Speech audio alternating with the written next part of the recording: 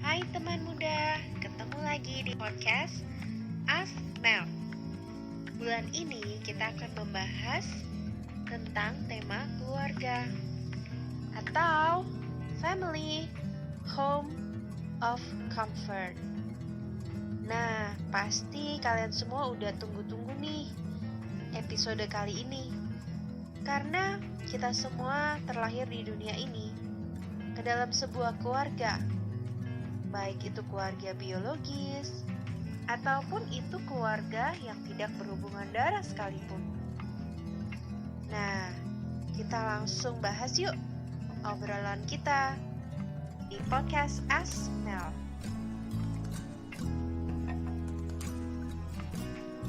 Sebetulnya, kenapa sih manusia membentuk sebuah keluarga? Banyak dari teman-teman yang sudah merespon di Instagram @ameliajayadi tentang tujuannya untuk berkeluarga.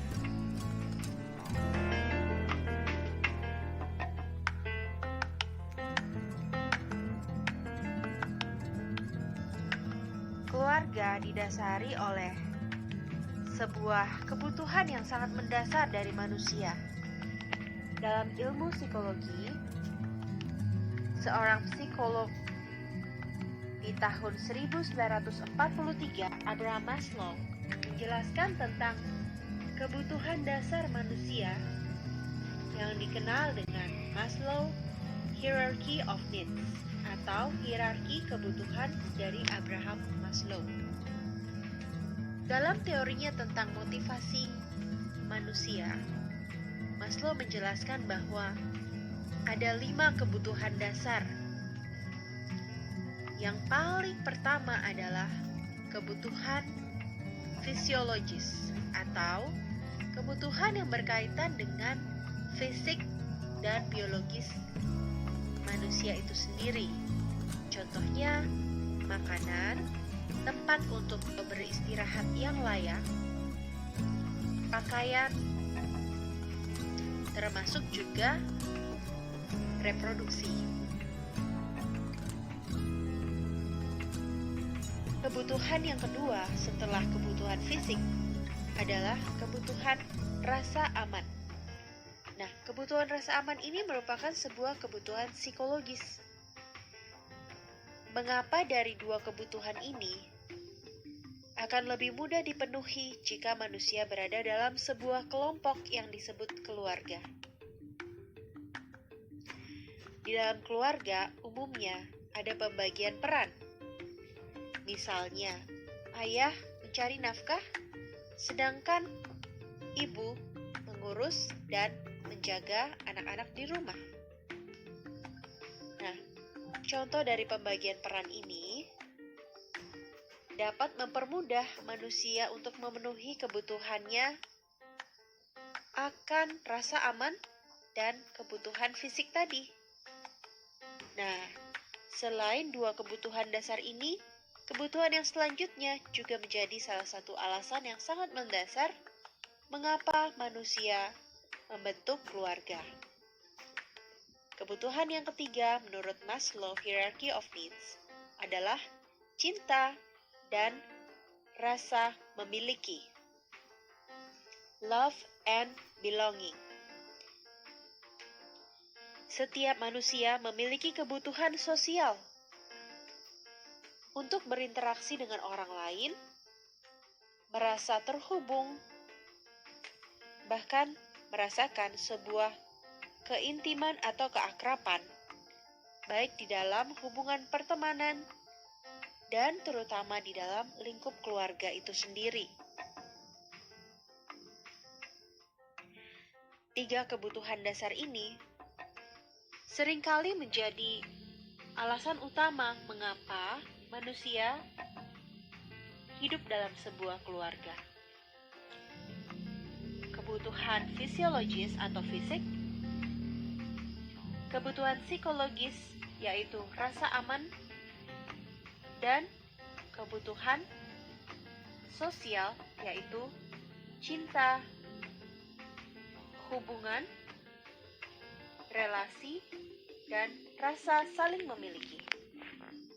Nah, 2 kebutuhan dasar yang lebih tinggi lagi menurut Abraham Maslow adalah self-esteem dan aktualisasi diri.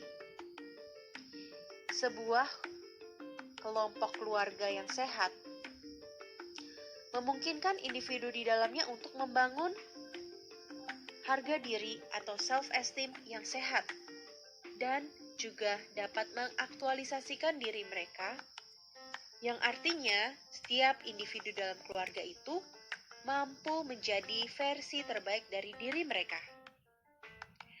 Namun demikian, kebutuhan-kebutuhan ini tidak terbatas hanya dikembangkan di dalam unit keluarga saja, tetapi juga dapat dikembangkan di lingkup masyarakat, seperti misalnya di sekolah, di tempat pendidikan, atau di tempat kerja. Unit terkecil yang paling mendasar dari sebuah masyarakat adalah keluarga itu sendiri.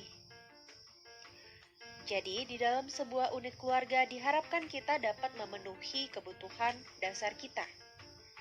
Nah, sekarang apa sih arti keluarga menurut teman-teman yang sudah merespon story di Instagram @ameliajayadi? Ada yang mengatakan bahwa keluarga adalah segalanya. Tapi ada juga yang bingung ketika ditanya, apa arti keluarga buat kamu? Mungkin banyak dari teman-teman yang juga merasa hal yang sama. Di antara bingung atau keluarga itu adalah segalanya. Ada banyak jawaban yang sangat personal dari bagaimana kita mengartikan keluarga. Saya akan berbagi dari sudut pandang seorang anak, karena kita pertama lahir ke dunia ini sebagai seorang anak. Khalil Gibran mengatakan bahwa seorang anak itu bagaikan anak panah, dan orang tua atau keluarga adalah busur yang melepaskan anak panah tersebut. Bahkan lebih lanjut, Khalil Gibran mengatakan bahwa anak-anak itu bukan milik orang tua mereka, tetapi anak-anak itu adalah milik kehidupan. Apakah sebagai anak kita mendapatkan hak kita untuk hidup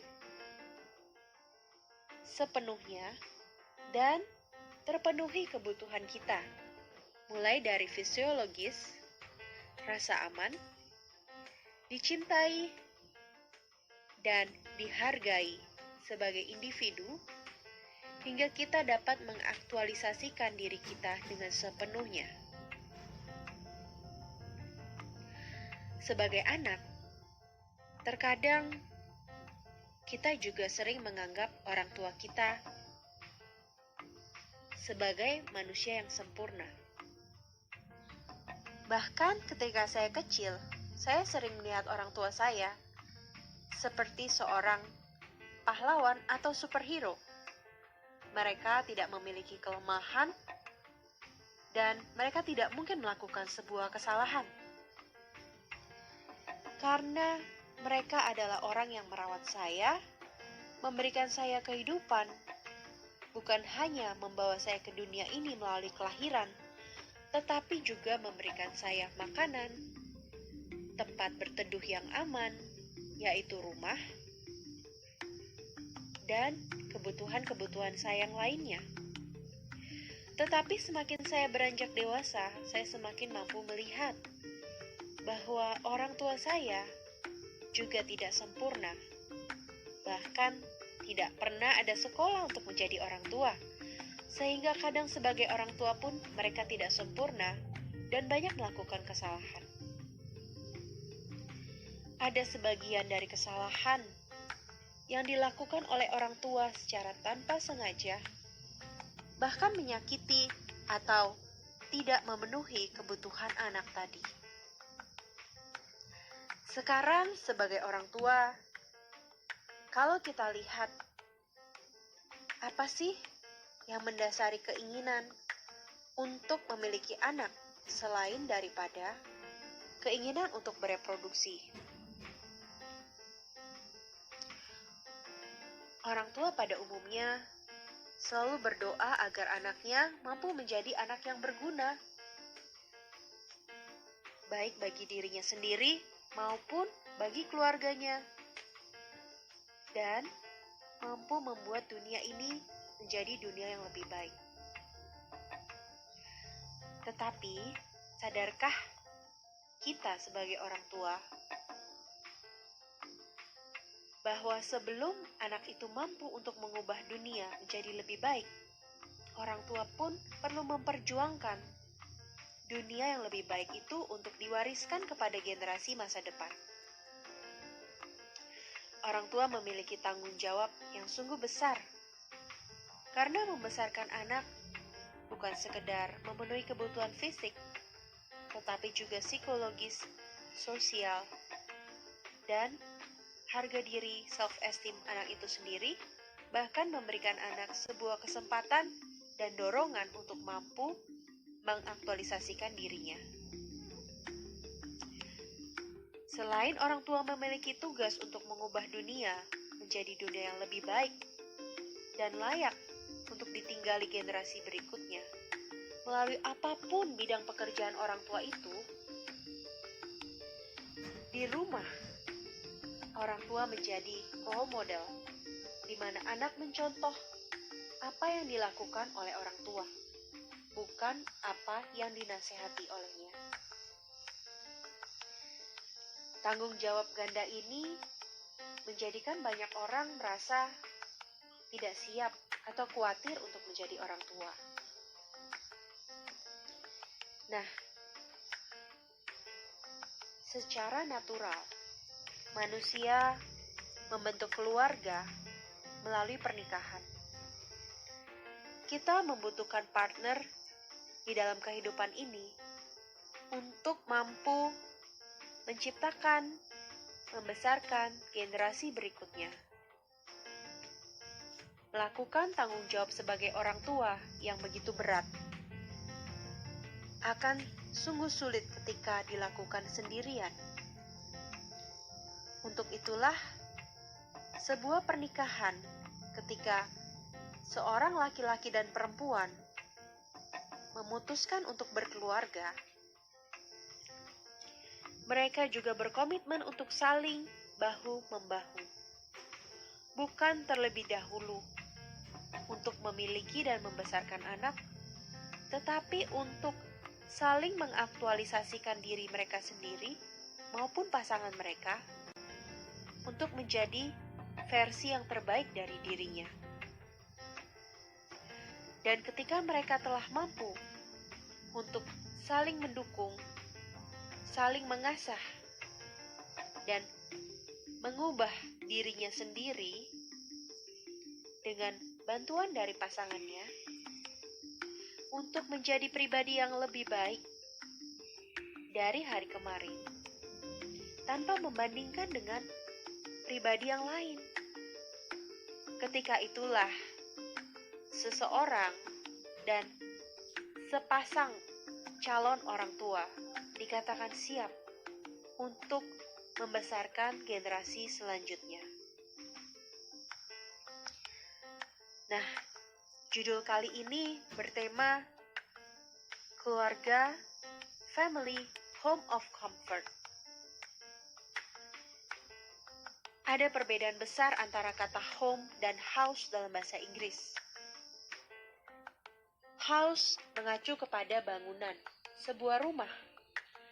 Tetapi home itu adalah kata yang hangat. Rumah itu sendiri, yaitu orang-orang yang ada di dalamnya. Baru-baru ini, nenek saya yang berusia 88 tahun tidak dapat lagi hidup sendiri karena ia telah mengalami penyakit Alzheimer, sehingga rumahnya dijual dan ia tinggal dengan orang tua saya. Nah, ia tidak lagi dapat melihat atau mengingat rumah yang telah ditinggali selama hampir 50 tahun itu. Bangunan itu hanyalah house, tetapi bukan sebuah home untuknya.